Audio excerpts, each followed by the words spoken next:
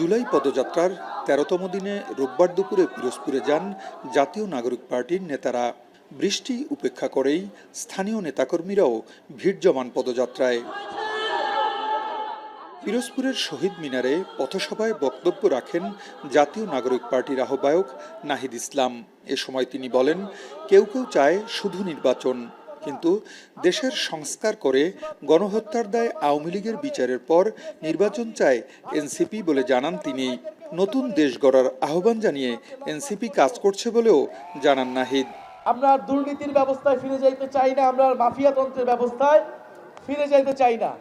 আমাদের আন্দোলনের সময় আমাদের স্লোগান ছিল বৈষম্য। বৈষম্য বিরোধী সমাজ গড়তে হবে। সমাজে নানা ধরনের বৈষম্য, ধর্মের বৈষম্য, শ্রমিকের সাথে বৈষম্য, এই সকল বৈষম্য, গরিবের সাথে বৈষম্য, এই বৈষম্যগুলো দূর করতে হবে। আমরা রাজপথে আছি, আমরা থাকবো। আপনাদেরকে চাঁদাবাজ, দখলদার, দুর্নীতিবাজদের থেকে মুক্ত করতে গণ অভ্যুত্থানের নেতৃত্ব এবং জাতীয় নাগরিক পার্টির নেতৃবৃন্দ সবসময় বুক চিতিয়ে লড়াই করবে। এনসিপির কেন্দ্রীয় নেতারা বিকেলে যান ঝালকাঠিতে।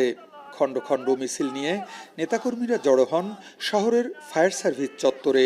কেন্দ্রীয় নেতাদের এক নজর দেখার জন্য ভিড় করেন নানা শ্রেণী পেশার মানুষ। পরে এনসিপি নেতৃবৃন্দ সেখান থেকে পদযাত্রা করে যান ইসলামী ব্যাংক চত্বরে। সেখানে বক্তৃতা করেন নাহিদ ইসলাম। তিনি বলেন, গণ অভ্যুত্থানের পর প্রত্যাশিত নতুন বাংলাদেশ এখনও বিনির্মাণ হয়নি। এ কারণে বিশৃঙ্খলা হলে ছাত্র জনতাকে সাথে নিয়ে আবারও রাজপথে নামার হুঁশিয়ারি দেন তিনি।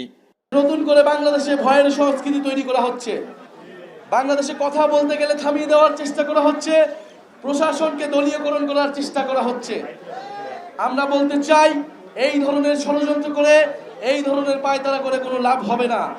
বাংলাদেশের ছাত্র জনতা রাজপথে নেমেছে, রক্ত দিয়েছে, আবারও রাজপথে নামার জন্য প্রস্তুত রয়েছে। জুলাই পদযাত্রায় এনসিপি নেতারা সোমবার যাবেন পটুয়াখালী ও বরগুনায়। ফিরদাউস সোহাগ, এখন।